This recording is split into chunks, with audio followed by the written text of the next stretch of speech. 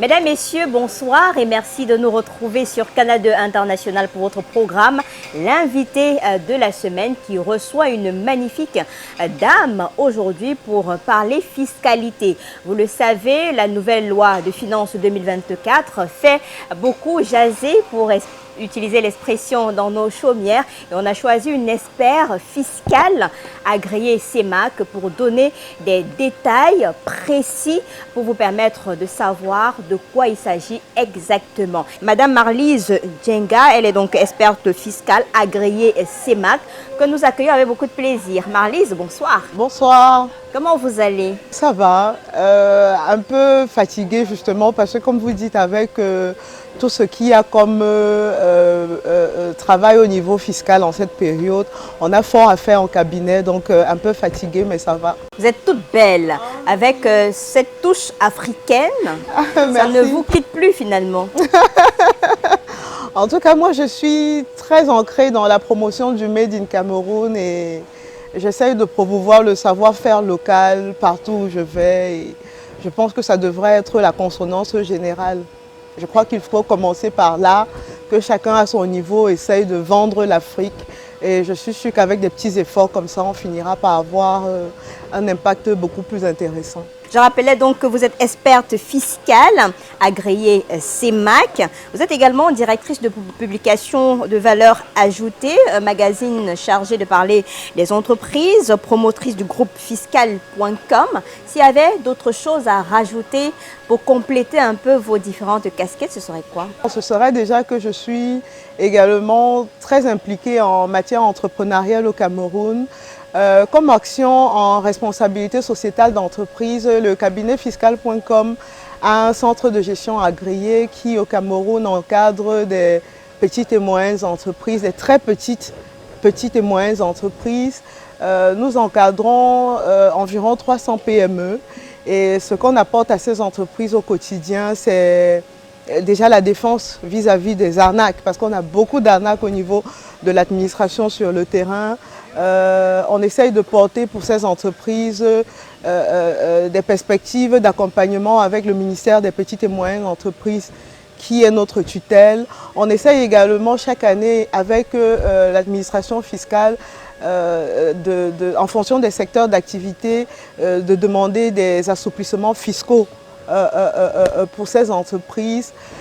Depuis un an également pour ces petites et moyennes entreprises au Cameroun, si on peut dire, nous exportons le savoir-faire tunisien et algérien en matière de renforcement de capacité des entreprises pour la compétitivité. Les entreprises doivent être prêtes pour l'export. Malheureusement, nous sommes dans un système où ces PME ne sont pas préparées à l'export. L'État organise beaucoup de foires et les entreprises sont invitées aux foires sans préparation aucune. Avec des produits, on retrouve nos PME dans des foires, juste avec des stands pour exposer leurs produits. Un peu comme des pots de fleurs. Alors que justement, il y a un travail à faire de fond en arrière. Il y a un travail de fond à faire comme un diagnostic de médecin. Un autre pan important de l'accompagnement de nos PME est le fait que nous avons exporté le savoir-faire tunisien et algérien.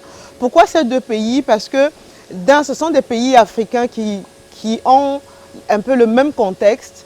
Et dans ces pays, l'État a déjà favorisé l'éclosion de l'artisanat, de l'industrie. Alors nous avons depuis 2 ans des partenariats avec des experts que nous faisons venir de ces pays pour travailler. De B2B. Non, même pas pour des B2B. C'est vraiment des diagnostics de médecins. Ah, d'accord. Ça veut dire que quand ils arrivent, nous travaillons, nous regroupons des entreprises par groupe de 10.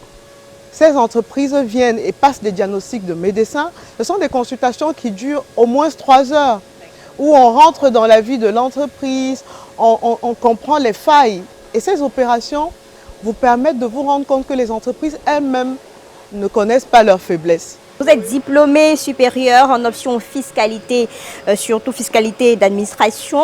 Vous étiez à l'université de Douala, un pur produit du Cameroun. Et depuis plus d'une décennie, vous participez donc à l'accompagnement des entreprises en Afrique. On vous présente aujourd'hui comme une entrepreneur très engagée qui parcourt le monde pour véritablement booster ces entreprises à être compétitives sur le plan national et international.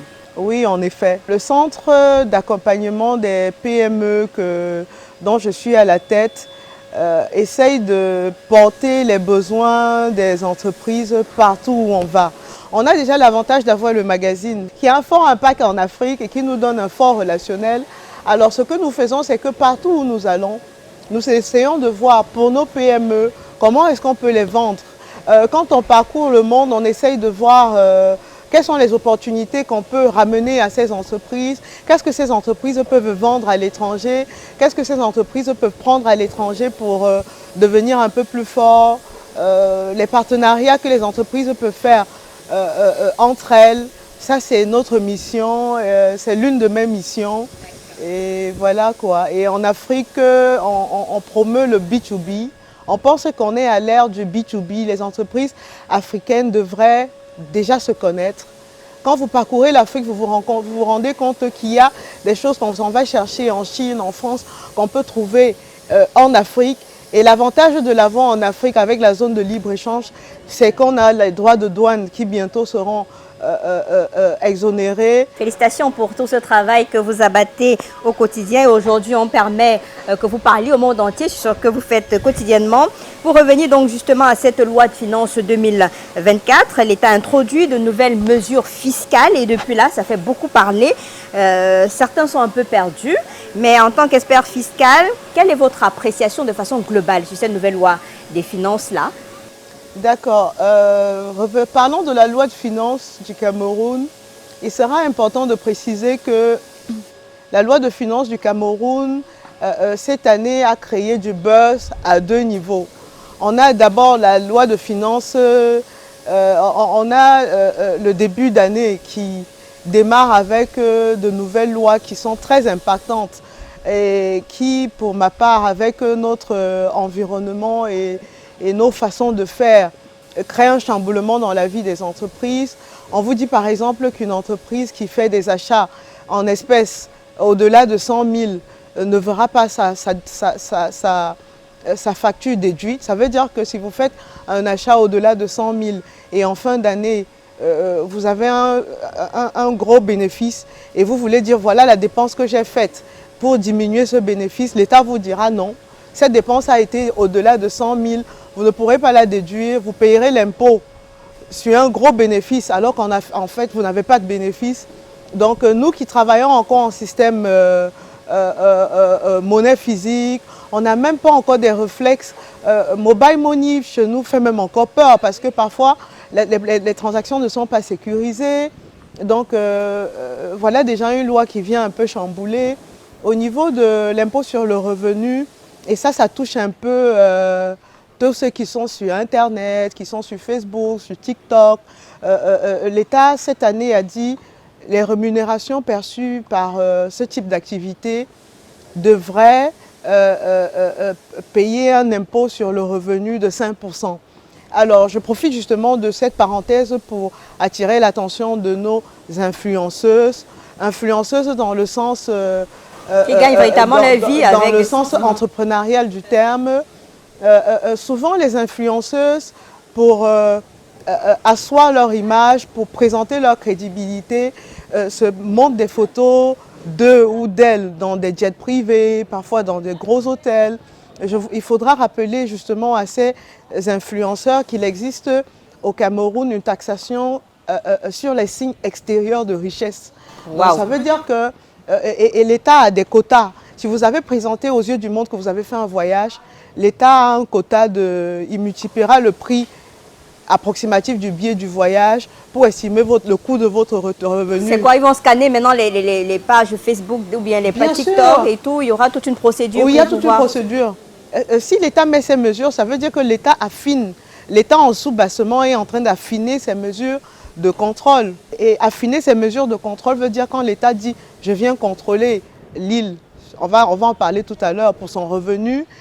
J'ai fait des enquêtes sur l'île, en signe extérieur de richesse. J'ai vu qu'elle était dans un jet, j'ai vu qu'elle a... un véhicule qui coûte plus de 50 millions. On a même vu sur Internet des influenceuses très honorées d'avoir offert une maison à leur maman en train de dire « voilà, je viens d'offrir une maison à ma maman ». Parfois, elles donnent même la valeur d'une valeur de 100, on dit ok, voilà des signes extérieurs de richesse et l'imposition viendra de là. Donc l'État est en train de faire un travail en racine là pour faire des connexions et plus tard là-bas, il y a venir faire des qui est contrôles. là, le conducteur de moto-taxi, ces personnes qui se battent au quotidien, ça les concerne également? Bien sûr. Bon, on en arrivera là. Là, c'est déjà pour le revenu des particuliers. Donc, je crois avant de revenir donc dessus, est-ce qu'il y a des conséquences de façon globale avec tout ce qui est en train de se mettre sur pied par rapport à cette nouvelle loi de finances 2024? Bon, pour la nouvelle loi actuelle qui fait vraiment le buzz, c'est la déclaration du revenu des particuliers. La déclaration du revenu des particuliers fait peur parce que c'est vraiment un chamboulement. Tout le monde est concerné. Monsieur le ministre est concerné, l'île est concerné, le chauffeur d'entreprise que l'employeur oublie souvent de déclarer est concerné, le BAYAMSELAM est concerné, tout le monde. Alors, la déclaration de revenus du particulier touche tous les revenus. Il faut dire que la différence entre cette déclaration de revenus et celle qu'on a d'habitude de faire, c'est qu'on a la déclaration des revenus normalement qui est connue de tous, qui est la déclaration pour les entreprises, qui se fait au Cameroun entre le 15 mars et le 15 mai chaque année. Là, c'est pour les entreprises. Alors, l'innovation fiscale est que désormais, pour les particuliers, le délai est au 30 juin. L'État a repoussé ce délai, je crois, au 1er septembre, parce qu'il fallait quand même laisser les gens se préparer. Mais c'est pour tout le monde. Bon, maintenant, il faut qu'on parle de l'impact. Quel est l'impact de cette loi? Il faudra qu'on regarde par type de revenu. Si vous êtes imposé à l'impôt sur le revenu des personnes physiques, l'impôt de revenu de personnes physiques touche plusieurs souches. L'impôt de revenu de personnes physiques peut être justement l'influenceuse qui décide de faire sa déclaration de revenus. Là, elle mettra le revenu qu'elle n'avait pas déclaré ou qu'il n'avait pas déclaré et ce sera à la fin une déclaration avec un montant à payer à la fin. Mais si vous êtes peut-être employé, ne paniquez pas trop si vous êtes employé. Parce que les salariés, l'impôt sur le revenu des personnes physiques salariées est retenu à la source. Donc, on permet à vos employeurs, jusqu'ici, le système camerounais... Donc, du coup, il y a une baisse sur le salaire lorsqu'on va aller directement à la banque? Non, ou bien? Non. L'État permet à vos salariés tous les mois. C'est juste que les salariés ne font pas attention au bulletin de paye. Si vous regardez votre bulletin, vous allez voir qu'il y a une catégorie, l'impôt sur le revenu, que votre employeur retient et reverse à l'État. Et la loi est très stricte au niveau même de ces salaires retenus et reversés à l'État. Bon, on va en parler une autre fois. Mais déjà, il faut savoir qu'il y a un processus de retenue à la source qui s'opère chaque mois déjà pour les salariés. Et ça veut dire donc que si je me mets à la place du salarié en fin d'année, le salarié, lui, il va prendre sa déclaration sur le revenu. Il va dire, OK, moi je suis Lille. Cette année, Canal 2, mon revenu était de temps. Elle va remplir la colonne, mais il n'y aura rien à payer parce qu'elle va dire, ça a été retenu. Dès la base. Oui. Mais il faudra que Lille, parce que c'est ce qu'il faut savoir, si vous remplissez la fiche en montant, il y a des amendes très fortes. Je crois qu'ils vont jusqu'à 100 millions. Et plus tard, si vous ne le faites pas, il y a vous pouvez avoir des pénalités qui vont jusqu'à 30%. Mais dans tous les cas, quand vous remplissez, il faut vérifier. Est-ce que Lille, avec son revenu, est déjà propriétaire terrien? Si elle est propriétaire terrien, est-ce qu'il y a la taxe foncière à payer? Dans cette fiche déclarative, il faudra dire oui, je suis propriétaire terrien, en plus d'être salarié. Mon terrain... Mais Marley, c'est une façon de dévoiler tout finalement. Exactement. C'est-à-dire qu'on dévoile tout. Exactement. Parce qu'on vous demande même dans la colonne, votre terrain est situé où? La taxe foncière. Bon, est-ce que peut-être vous avez un petit studio que vous louez quelque part? Oui. Le locataire vous paye combien? Alors le revenu locatif, vous allez le présenter. Et à la fin, vous allez payer l'impôt sur ce revenu locatif. Donc, mais ça a des conséquences sur la vie, puisque le Camerounais n'était pas habitué à tout ce chamboulement-là. Maintenant, on revient, on vous dit, il faut déclarer ci, il faut vraiment s'exposer, je veux le dire comme ça, de façon officielle. ça perturbe. Est-ce qu'on est prêt à ça? Est-ce que vous pensez que ça pourra passer? La question n'est pas de savoir si ça pourra passer, parce que ça va passer. L'État a des moyens de contrôle, vous n'avez pas idée. Le droit de communication de l'administration fiscale est très poussé. L'administration fiscale peut enquêter sur... si l'administration fiscale... Bon, on ne va pas prendre le cas de Lille, hein, parce qu'il ne faudra pas que Lille soit contrôlée. On va dire de Mamie Jacka. Oui, voilà. Tout à fait. Si l'administration fiscale veut contrôler Mamie Jacka, il ira mettre son nom pour connaître, par exemple, tous les comptes bancaires. Ils auront dans la plateforme de risque de la BEAC, ça c'est permis. Ils vont taper le nom de Mamie Jacka, ils verront tous les comptes qu'elle a ouverts. Avant, ce n'était pas possible de voir les comptes de microfinance. Mais aujourd'hui, on voit tout, jusqu'au compte de microfinance. Donc des entreprises disaient non, je vais dans la microfinance parce que personne ne me verra. Non. Peut-être on va regarder maintenant l'argent là sur le lit. Détrompez-vous, on voit. Après, on va taper son numéro de téléphone. On va voir s'il y a des comptes où on n'a pas le nom de Mamie Jacka, mais on a son numéro de téléphone. On va également ressortir tout ça. Donc quand l'État vient vers vous, l'État est déjà... a déjà contrôlé. Et également, il faut savoir, pour les personnes qui se disent « je peux rester dans le noir », l'État, en fin d'année, pour les entreprises, oblige les entreprises à déclarer toutes les personnes avec lesquelles l'entreprise a travaillé et qui a perçu une somme supérieure à 250 000. L'État dit « donnez-nous la liste de toutes ces personnes » et c'est une obligation, vous déposez cette liste. Ça se fait depuis. Donc, qu'est-ce que l'État fait quand l'État vient vous contrôler? Il y a au niveau de la centrale, de la Direction générale des impôts, des services qui se chargent de faire la connexion de tous ces comptes-là. Donc, vous allez voir des services qui contrôlent des entreprises, même par les comptes des Chinois, les comptes des Indiens, les comptes des... Voilà. Donc, ça devient très compliqué. À partir de ce recap, quand l'État revient, l'État vous dit... Parce qu'il faut savoir que le système au Cameroun est déclaratif.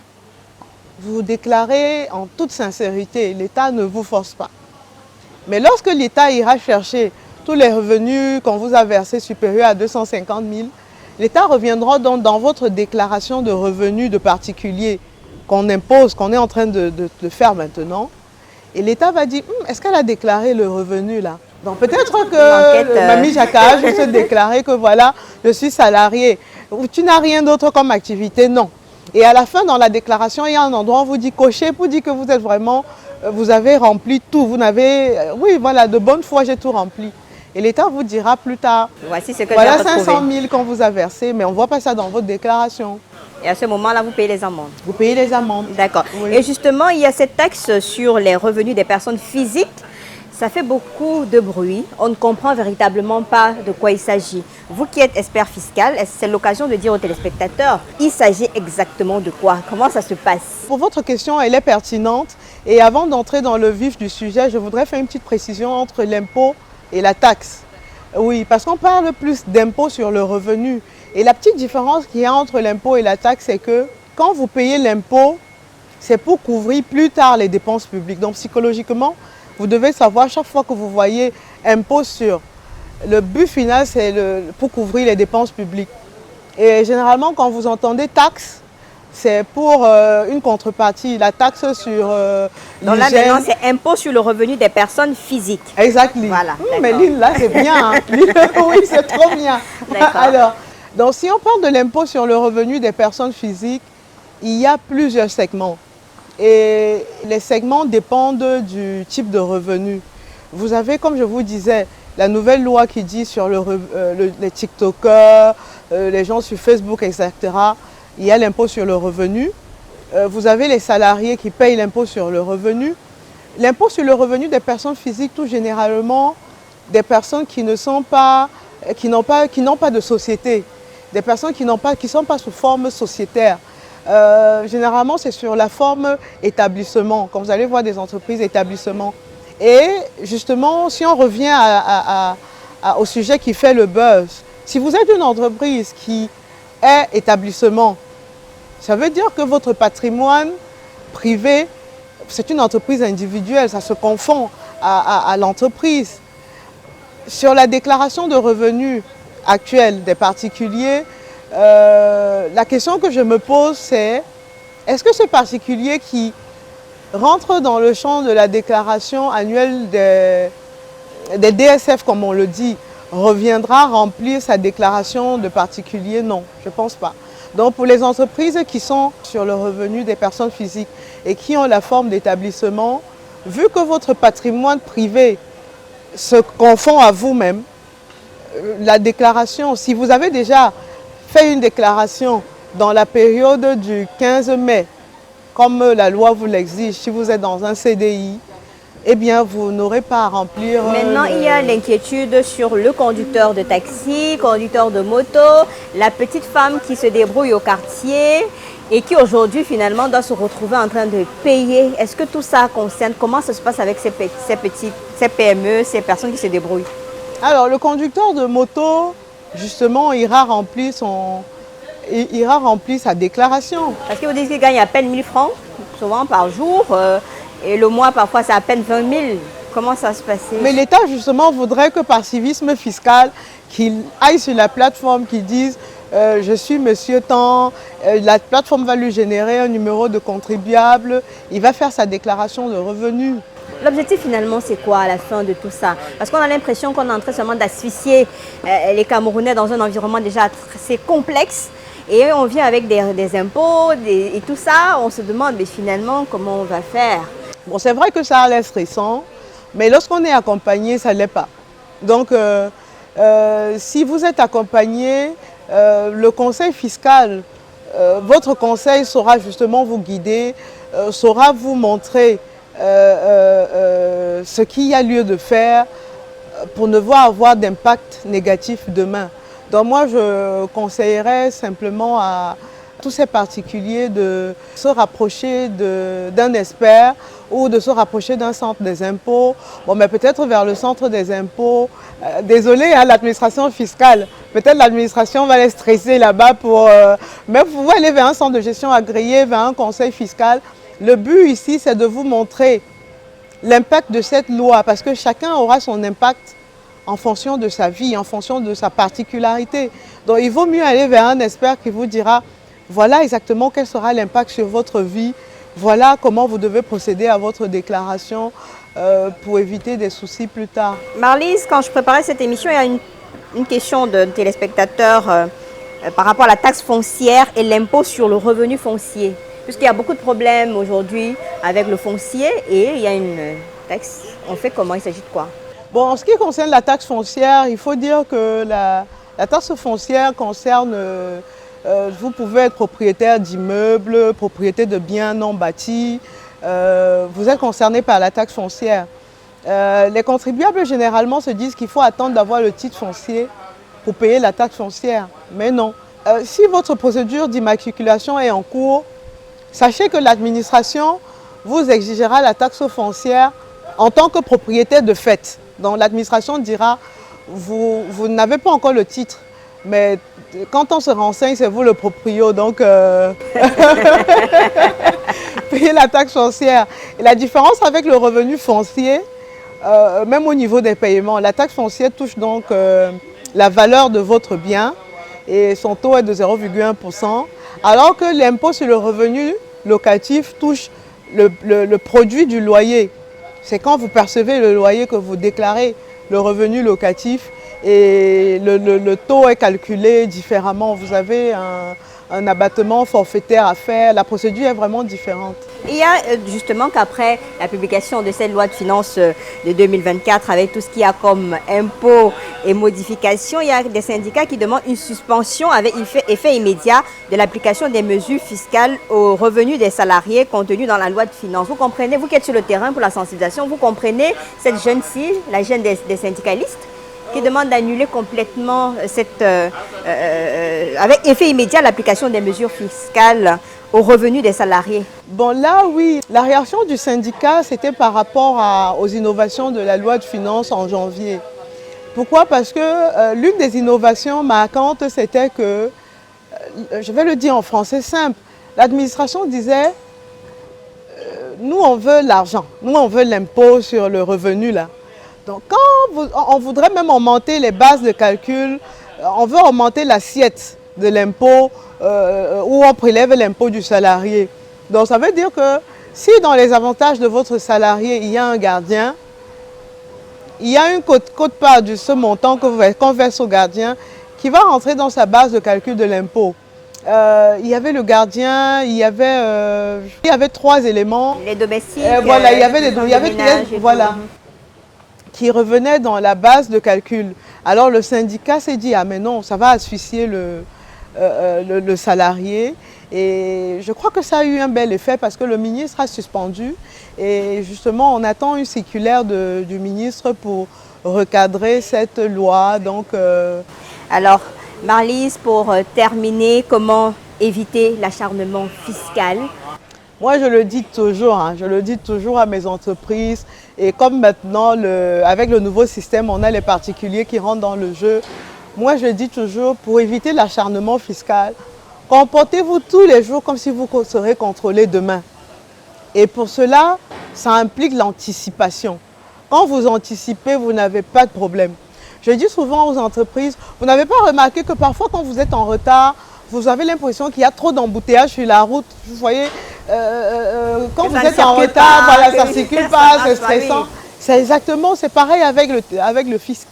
Quand vous n'anticipez pas, quand vous n'êtes pas prévoyant et que vous ne voyez pas l'administration comme un facteur qui peut être destructeur de votre entreprise, si vous n'avez pas anticipé, ah ben, après contrôle, puisque le rôle de l'État, le rôle du contrôle, c'est quoi? Le rôle du contrôle, c'est justement de venir vérifier si ce que vous avez dit est sincère.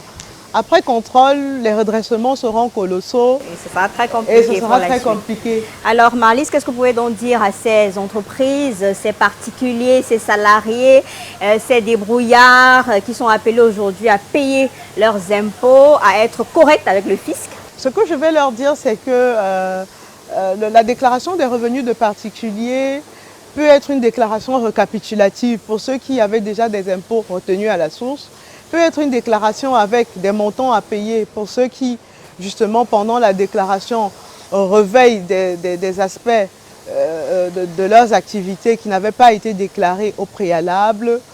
Le couac que cela pourra entraîner pour les entreprises, ce sera au niveau du personnel. On a beaucoup de chefs d'entreprise qui ne déclarent pas les salariés. Alors, lorsque le salarié va trouver sa voisine au quartier qui lui dira « Viens, je vais te montrer comment remplir la déclaration dans le site », le salarié va s'asseoir, il va rentrer dans le site, il va prendre sa paye, il va tout remplir. Donc, ce que l'État cherche après ça, c'est contrôler. L'État veut faciliter sa méthode de contrôle. Donc, ce n'est qu'une déclaration, mais je suis sûre que ce qui va suivre après, ce sont de gros redressements. Parce que l'État viendra dans une entreprise et lui dit « Ah, monsieur, vous avez 20 employés, pourtant il y a... On a 20 employés qui se disent avoir perçu du revenu et pourtant là depuis on ne voit qu'un seul qui est déclaré chez vous. C'est l'État qui reviendra même vers un particulier. On a des particuliers, chefs d'entreprise, qui ont de fortes personnalités, qui ont beaucoup d'immeubles qui ne sont pas déclarés. Donc l'État reviendra dans le flou. Voilà, l'État reviendra vers ces gros chefs d'entreprise en disant mais depuis, vous ne déclarez que votre situation d'associé. Mais vous ne nous parlez pas voilà, du revenu, de vos... C'est important pour les uns et les autres d'être clairs et d'anticiper. Voilà. Ou alors de venir auprès de vous. Il y a des agences comme ça. Marlise Djenga, experte fiscale agréée CEMAC. Ça a été un plaisir d'être des vôtres. On va encore vous solliciter pour permettre aux uns aux autres de mieux comprendre ce qui se passe avec cette nouvelle loi de finances. Ça continue de parler et ça va certainement parler dans les jours à venir. Ça a été un plaisir de vous avoir. Ah, moi, c'est toujours un plaisir d'être sur le plateau de Canal 2. Merci. Merci à vous et restez toujours magnifique et belle. Merci de promouvoir le Made in Cameroun à travers le monde. Vous faites notre fierté en tant que femme entrepreneur, très engagée pour accompagner les entreprises au Cameroun. Mesdames, Messieurs, ça a été un plaisir d'être des vôtres. Ce samedi encore sur Canal 2 International. Je vous retrouve la semaine prochaine avec un autre invité et une autre thématique.